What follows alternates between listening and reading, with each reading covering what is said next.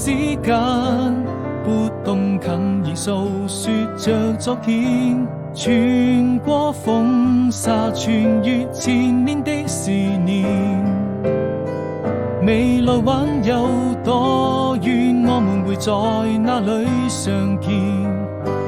一切又回到起點。我知道夜和白天已經越來越遠，你會用那些時光停留在這個瞬間，永遠記得你那張純真的笑臉。